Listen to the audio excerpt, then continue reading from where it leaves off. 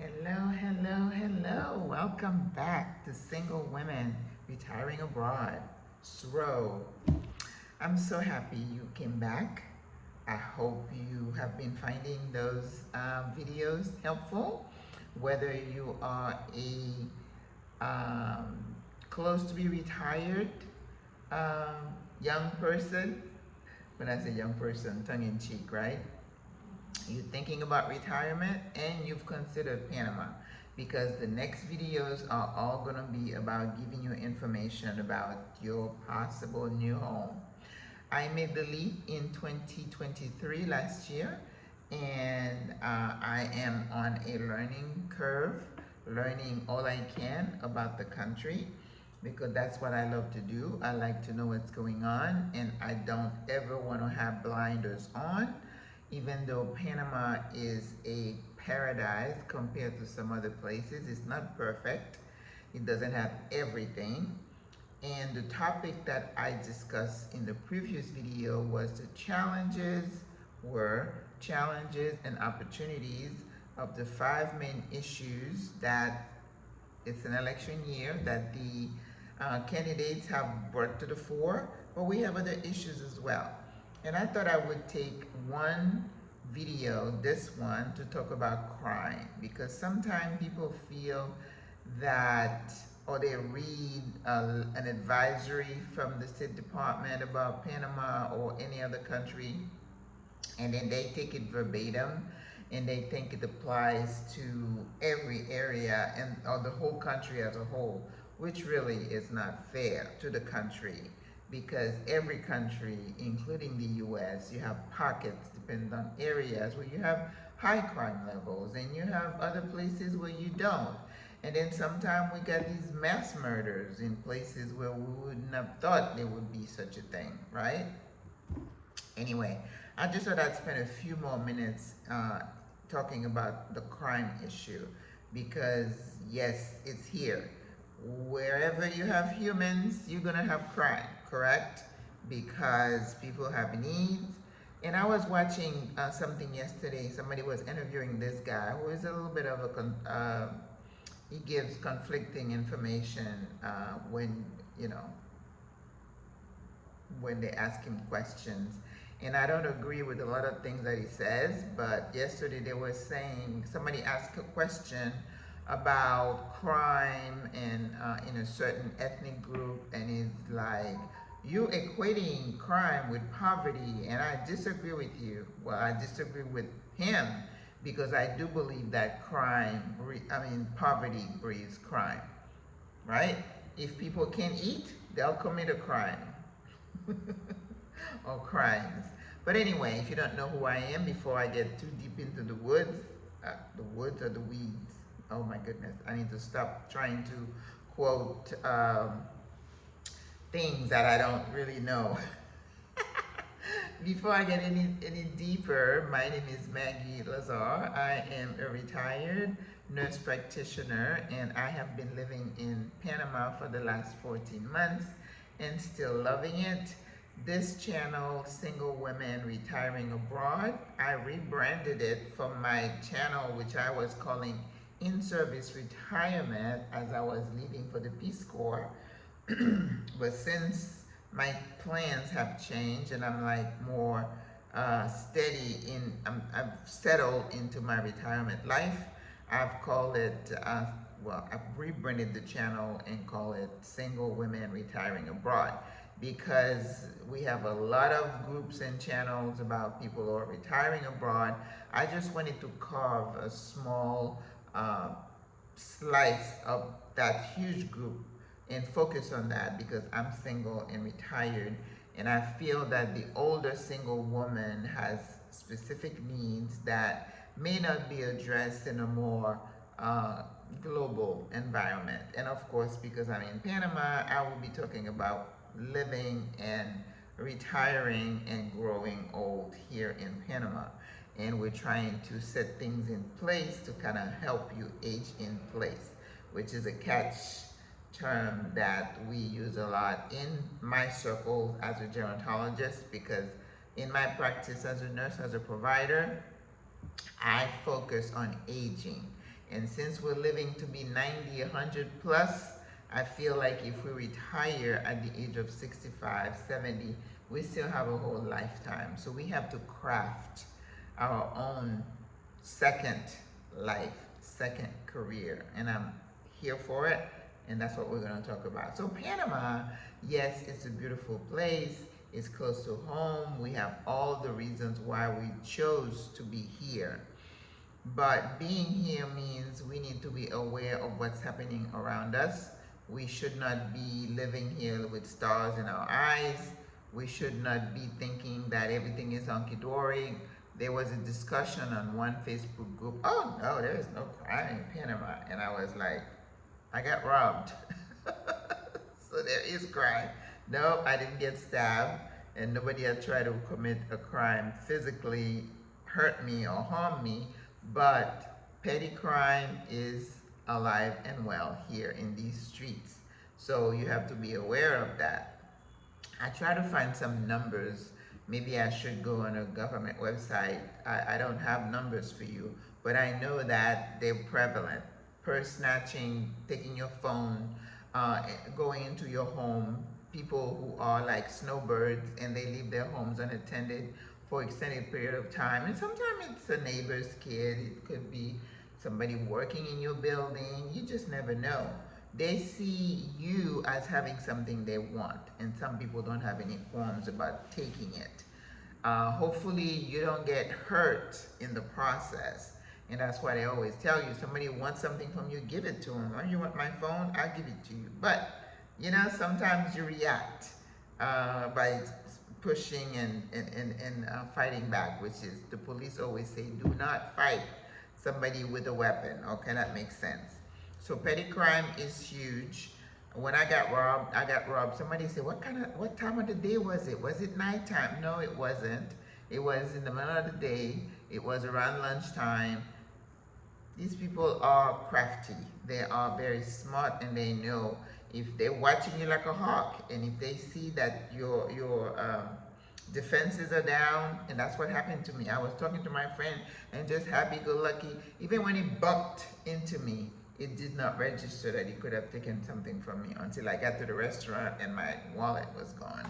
But anyway, I have a video about it. I think it is on YouTube. If you just look Maggie Lazar, I got robbed, it should come up on YouTube. Okay, so that's one. Murders, violent crimes are not as high as it would be in some other countries, even though based on whatever index you're using, they might say it is high, but everybody agree, the experts, that violent crime is not as prevalent here as it would be in places like Honduras, like they have a high crime rate against women, and other places in Central and South America.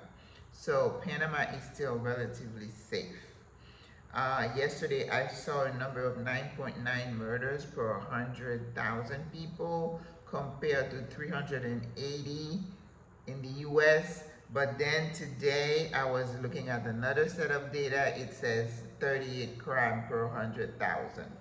That's still a low number. But you know, even one is too many. I am not done playing it because a life is a life in my view. All right? So we talked about petty crime, violent crime.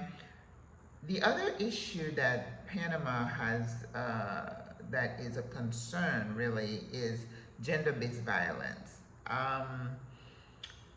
Violence against women is a worldwide phenomenon. It is a tragedy.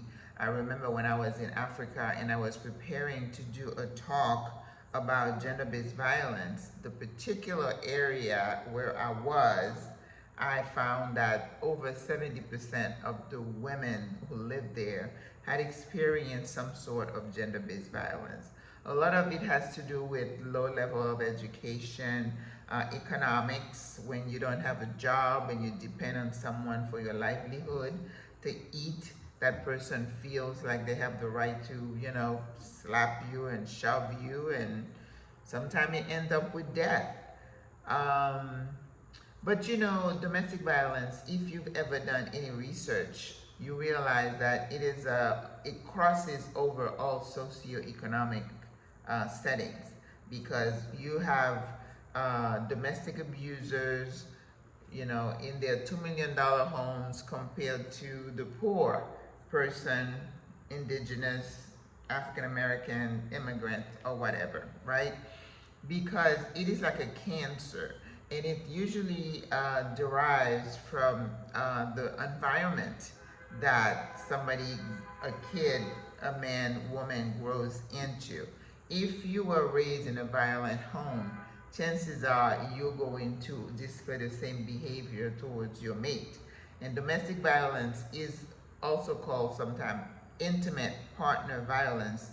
That means that somebody that you know. It doesn't necessarily have to be a partner. It could be an uncle, somebody in authority.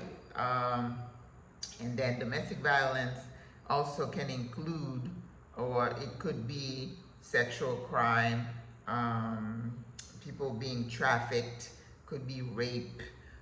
In cultures, like when I was doing my research in South Africa, you know, in terms of sex, people feel entitled to your body, that you don't have any say in saying no. When I was telling these young women that your body is your own and you make the decision as to who you allow, and they were like, their eyes popped open, you know. And you have cultures where women just don't have the right to say no. So domestic violence is an issue here. I remember last year when I was here, they were saying that they had the you know, 911, and they do have a specific number that you call. I'm sorry, I didn't write it down, but they had so many complaints, but only a small fraction of the crime is reported. A lot of the crime, the majority of the people who get abused every single day never report it, right?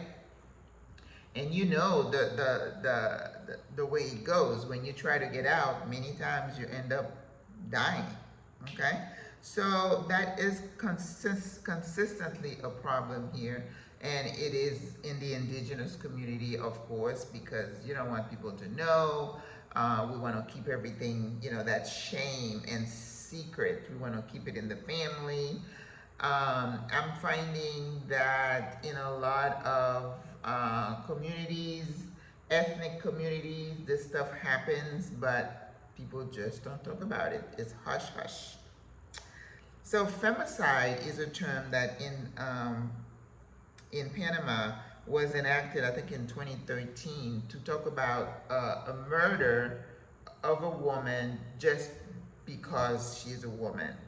I was thinking that the number was really huge, but it's only about 1%. But still, like I said, even one is too many.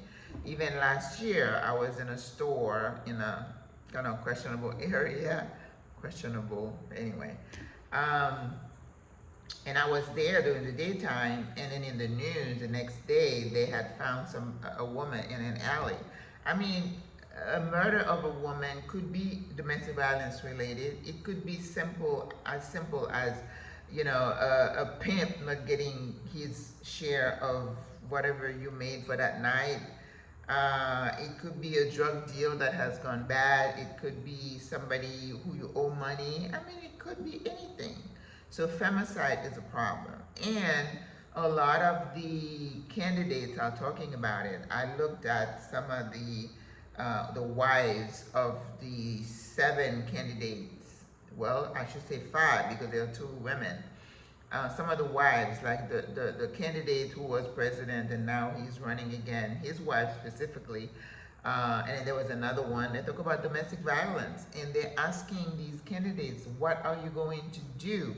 Yes, you can have a hotline for them to call, but I'm more of a proactive. I'm thinking, how about equipping these women with the skills they need to be self-sufficient, to raise their level of self-esteem, so they don't feel they need to break away from the societal norm that says you need to take this, you can tell anybody. So if I'm, you know, I am capable, I have education, and then I have my own job, then the choice of who you choose as your partner I heard Michelle Obama say yesterday, she said, choose well. And I think that's where a lot of us fall or have fallen short. We did not take the time to choose our partner. One thing I teach when I'm teaching domestic violence is you don't be rushing to hook up with someone, marry them without knowing them, their family, their history. All these things should come into play, because if the partner, the guy who you think is so handsome, needs a hug, you watch him kick the dog for no reason, punch a hole in the wall, and you're like, oh, he was just upset. No, honey, that's the sign. And that level of violence is only going to increase. So we need to be smarter about who we allow in our space, who become intimate with us. Because once you cross that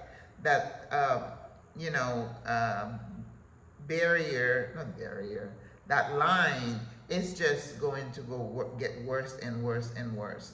And a lot of women, people getting six-figure income, get beat up every day and killed. So it doesn't matter if you're poor or rich or educated, everybody is at risk. So that is a problem here in Panama, and we need to be aware of that. And that is it around us, that we don't have blinders on and just thinking that we're in paradise and nothing happens. Okay?